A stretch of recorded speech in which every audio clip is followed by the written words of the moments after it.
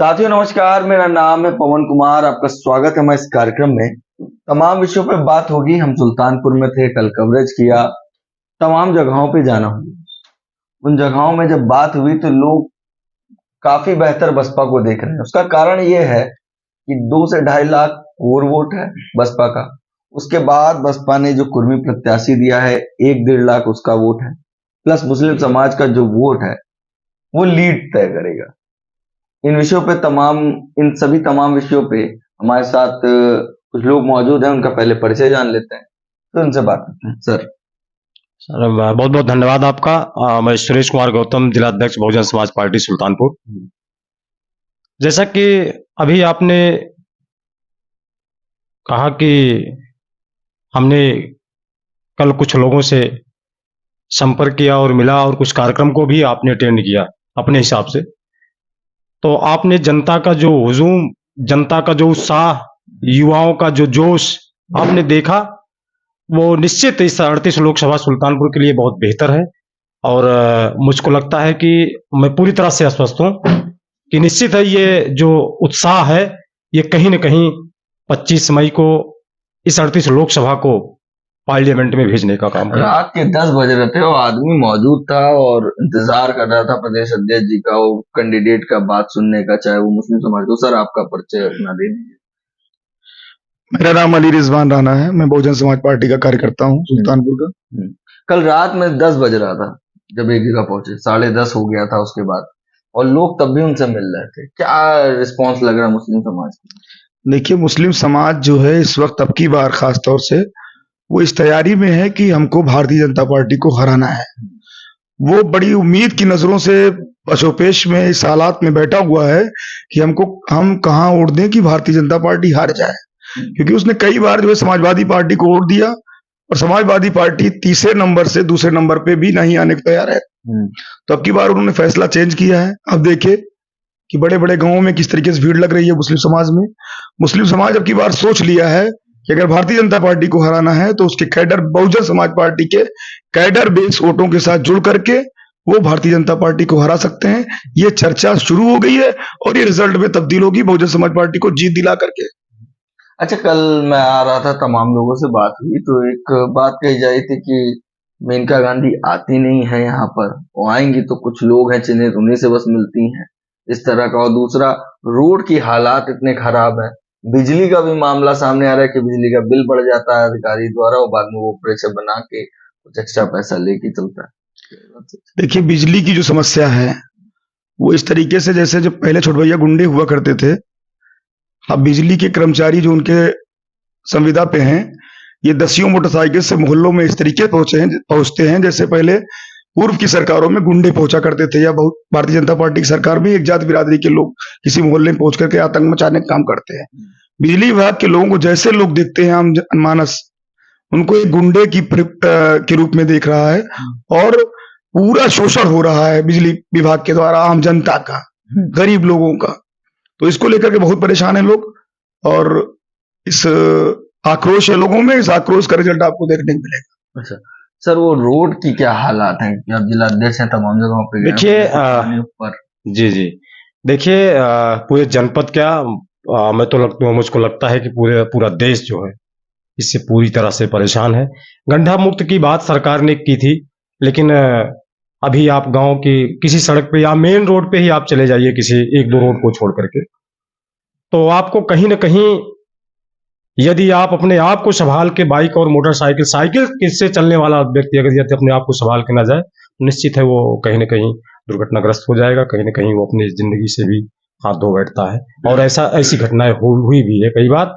और मुझको लगता है कि सांसद जी जो अभी बात हो रही है, माननीय हमारी सांसद जी पूर्व में जो रही हैं, और उनके बेटे भाई वरुण गांधी जी भी पूर्व में अपने सुल्तानपुर के लोकसभा के भी वो सांसद रहे हैं।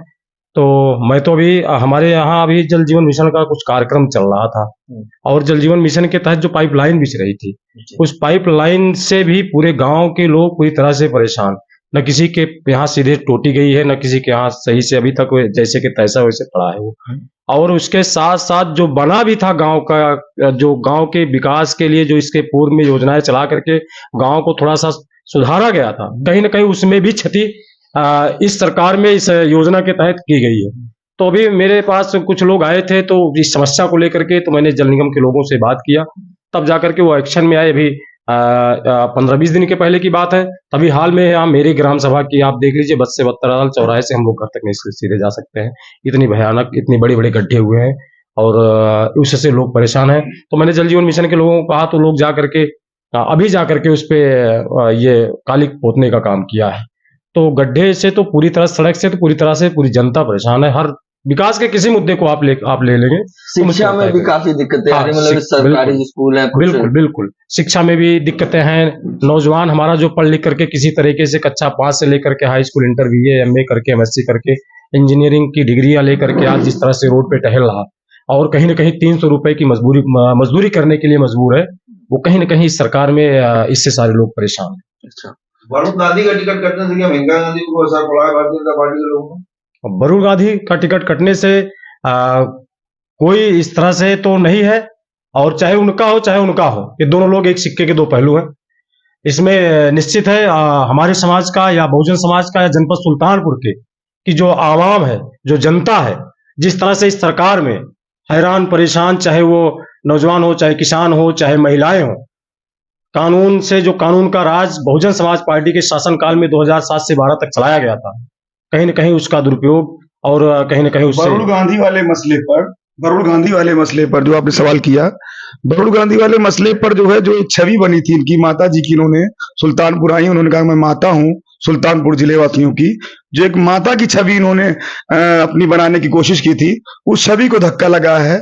क्योंकि एक बेटे को टिकट नहीं, कोई माँ जो है वो भी इतनी एज में, अब वो 8-8 बार की सांसद हो चुकी हैं, और इतनी एज में आ जा करके हर माँ चाहती है कि मेरा बेटा जो है आगे बढ़े, और उनके बेटे का राजनीतिक भविष्य समाप्त किया जा रहा है।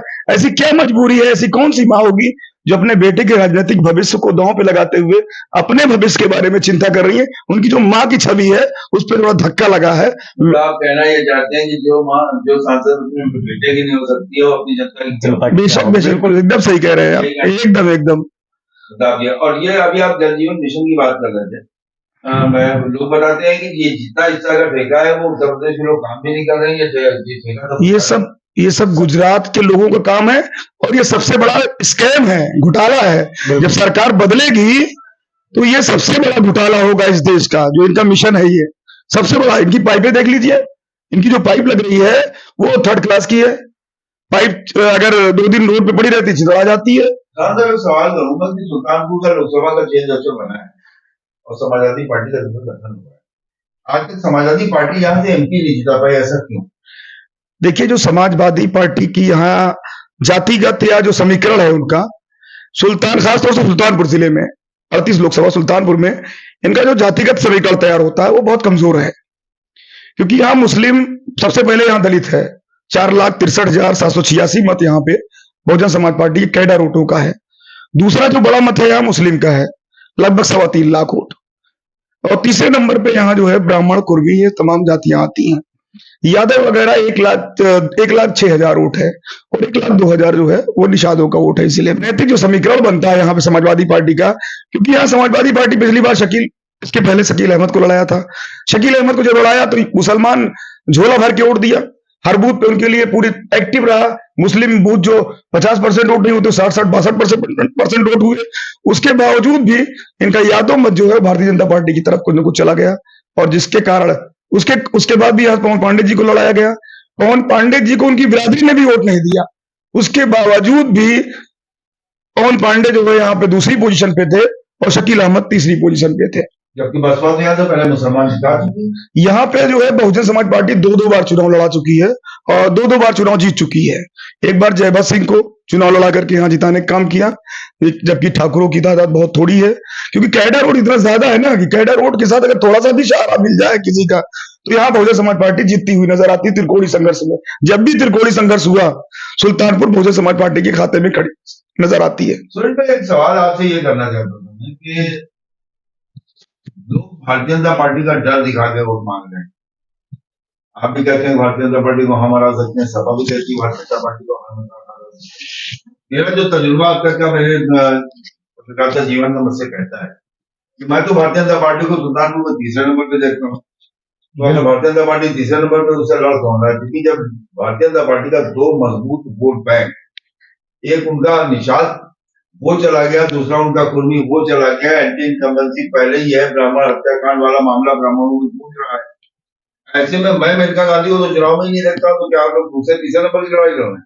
नहीं, देखिए, यदि यहाँ सुल्तानपुर के चुनावी समीकरण का अगर देखा जाए तो मुझको लगता है कि आज के इस दौर में, आज के इस समय में, प्रेजेंट टाइम, आज के दिन, अगर कोई इस लोकसभा 38 सुल्तानपुर से कोई प्रत्याशी लड़ रहा है और किसी से लड़ रहा है तो बहुजन समाज पार्टी से लड़ रहा है। बहुजन समाज पार्टी किसी से नहीं लड़ रही है। बहुजन समाज पार्टी, बहुजन समाज पार्टी से सब लोग लड़ रहे हैं। बहुजन समाज पार्टी किसी की लड़ रही, जबकि बहुजन समाज पार्टी का बेस हो उसके साथ है।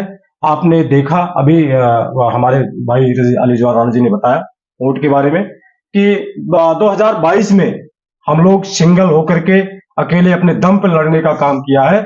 ऐसी स्थिति में जबकि ना बहुजन समाज पार्टी के कैडर वोट के साथ कोई भी वोट नहीं था जिसके बदौलत भी वो अपने उस कैडर वोट के साथ लगभग प्रत्येक विधानसभा में, कोई विधानसभा सुल्तानपुर के लिए लीजिए तो 40, 45, 50 हजार प्लस से ही शुरुआत किया है। तो इसलिए कैडर वोट है, कैडर वोट के साथ साथ हमारा जो कैडर वोट है पांचों विधानसभा को मिला करके लगभग 2.5-3 लाख रुपए, 2.5-3 लाख वोट इस समय प्रेजेंट टाइम में मेरा 2022 के चुनाव में आपको कुल कितना वोट मिला था पांचों विधानसभा में?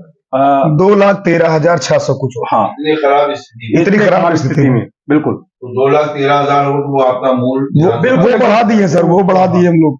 बिल्कुल। बहुजन समाज पार्टी की मुखिया बहन कुमारी शेरनी मायावती जी के निर्देश पर और प्रदेश अध्यक्ष विश्वनाथ पाल जी के निर्देशन में हम लोग जो काम किए, यहाँ पे जिला संगठन पूरा मुस्तैदी के साथ हम लोग एक एक बूथ पर गए, एक एक लोगों से मिले हैं। और अब की बार आप देख रहे होंगे जो लोग कभी विरोध भी करते थे वो लोग भी बहुजन समाज पार्टी के साथ एकदम पूरी मजबूती के साथ खड़े हैं। हमारे मीटिंग है सुल्तानपुर। जी जी बिल्कुल। अभी जो प्रस्तावित डेट 22 को है, इसी में अभी 22 मई को हमारे यहाँ आदरणीय बहन जी का कार्यक्रम लगा हुआ है। 25 को चुनाव है। तो ये भी हम लोगों के लिए जो हमारा विशेष करके जो हमारा बेस कैडर वोट, जो हमारा युवा या लोग कहते हैं इस तरह, हालांकि हमारे जनपद सुल्तानपुर में ऐसा नहीं है, लेकिन जो लोग इस तरह से कहते हैं कि नहीं कहीं न कहीं ये लोग भी मिशन से भटक गए हैं, तो ऐसा कुछ नहीं है। और संजोग देखिए कि बहुत पीक समय पे बहन जी यहाँ पर कूच कर रही है, अभी 22 तारीख को आ रही है। तो हमारा जो थोड़ा बहुत इधर उधर परसेंटेज 1-8% तो इधर उधर है, वो भी कहीं न कहीं जुड़ता हुआ नजर आ रहा है। और निश्चित है सुल्तानपुर 38 लोकसभा की सीट बहुजन समाज पार्टी के खाते में जाएगी और आदरणीय बहन जी के खाते में जाएगी। हमारी यहाँ बात हो रही थी, राष्ट्रपति सैयद कासिम जी जुड़े थे, तमाम चैनलों पे आप देखते थे, उन्होंने कुछ सवाल किए। एक हमारे साथ और शख्स हैं, उनसे हम बात करेंगे, कुछ चीजें आपको क्लियर करवानी है क्योंकि हमारी कल मुलाकात हुई इनसे और कुछ बात इन्होंने बताई जिसके बारे में मैं चाहूंगा कि वो जानकारी हमें दें।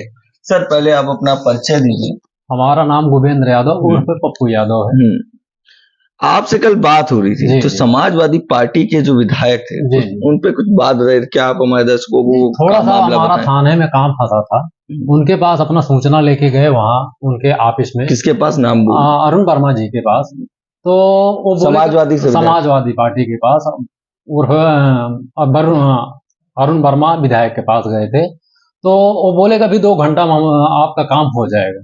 तो हम गए, थाने में बैठे थे 3 घंटे 4 घंटे 5 घंटे बैठे थे, उसके बाद हमारा काम नहीं हुआ। अच्छा, तो आप पार्टी में, समाजवादी पार्टी में उस समय किस पद पे थे या काम? हम पद नहीं थे, हमारा पद नहीं था। तो शायद आप विधायक जब जीते थे तो आपने कुछ 18 किलो लड्डू 5 गोले दगवाए थे जब अरुण वर्मा विधायक थे, मुदियरपुर चौरस्ता। अच्छा, बड़े खुश थे। तो उसके बाद क्या हुआ, बसपा में क्यों आ गए फिर? बसपा में आ गए, बस हमारा छोटा सा मैटर वही फंसा था। हम सोचे हमारा ये कहना था कि जिस पार्टी में हम अपना काम कर रहे थे उस पार्टी में हमारी अगर सुनवाई नहीं हो रही है तो उस पार्टी से क्या लेना देना हमारा। मतलब यादव समाज की ही सुनवाई नहीं कर रहे हैं? नहीं, सुनवाई तो हो रही, लेकिन हमारा सुनवाई नहीं है और अन्य बिरादरी की सुनवाई नहीं हो रही है। अच्छा, मतलब जो पिछड़ा वर्ग है उसकी सुनवाई नहीं कर रहे, ये बात थी। और बसपा में आने के बाद तमाम विषयों पर बात हुई, कुछ मामले भी थे जिसमें पदाधिकारी साहब ने बात की, मदद भी मिली थी, हमने सुना। हाँ, मदद मिला। हमारा जिला अध्यक्ष हमारे पास मदद की हो, हमारा जब वो हम उनके पास सूचना लेके गए बसपा के जिला अध्यक्ष के पास, सुरेश कुमार गौतम के पास, तो वो मदद की।